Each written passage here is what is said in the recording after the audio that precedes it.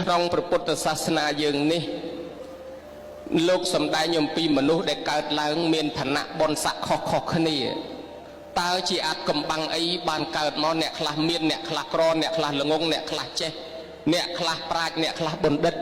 អ្នកខ្លះមានរូបរាងកាយល្អអ្នកខ្លះក៏រងទុក្ខលំបាកវេទនាសុភមៈមាននុបកោនតោតយព្រាមធ្លាប់បានយកសំណួរនេះទៅសួរដល់ព្រះអង្គបានបញ្ជាក់ថាមនាលសុភមៈមាននុបកម្មល្អនិងកម្មអាក្រក់ជាអ្នកចាត់ចែងសត្វដែលកើតឡើងមកនេះថ្លៃថ្នូរឬខ្ពស់ទាបល្ងងឬចេះស្អាតល្អអាក្រក់មានបញ្ញាឬអត់បញ្ញារោគតិចរោគច្រើនគឺកម្មមានកម្មជាមរតកមានកម្មជាផៅពងមានកម្មជាទីរលឹកមានកម្មជាកំណើត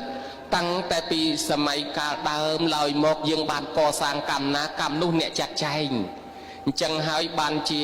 មនុស្សដែលកើតឡើងមានយុះមានស័ក្តិមានតំណែងគឺកម្មចាស់ដែលយើងបានធ្វើអ្នកមកចាត់ចែងកម្មចាស់នោះគឺបុណ្យដែលយើងធ្វើពីអតីតមក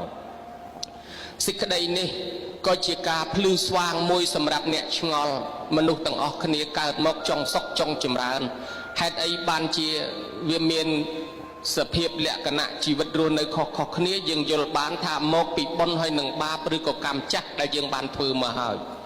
មនុស្សដែលធ្លាប់ធ្វើបាបក៏ដោយបើនឹកឃើញអំពើបុណ្យហើយកែប្រែចេញមករកបុណ្យមនុស្សនោះឯងចេញពីទីងងឹតមកកាន់ទីភ្លឺល្អណាស់ពេលមួយចម្ងល់នេះកើតឡើងដល់ព្រះអានន្ទលោកបានឆ្ងល់អំពីអពតកសេដ្ឋីហើយនឹងឆ្ងល់អំពីចិត្តកហបតី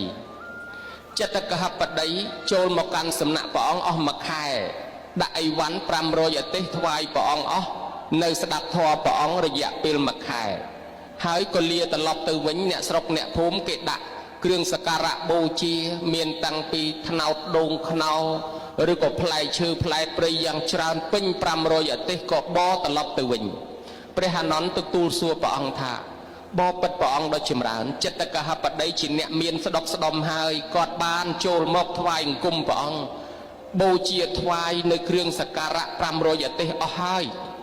នៅស្ដាប់ធម៌មួយខែឥឡូវគាត់ត្រឡប់ទៅវិញអ្នកស្រុកគេដាក់បូជាគាត់យ៉ាងកក្រឹកកក្រែងអញ្ចឹង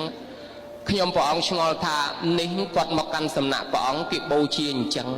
ចុះបើគាត់ទៅកាន់ទីដតីមានគេបូជាអញ្ចឹងដែរទេព្រះអង្គ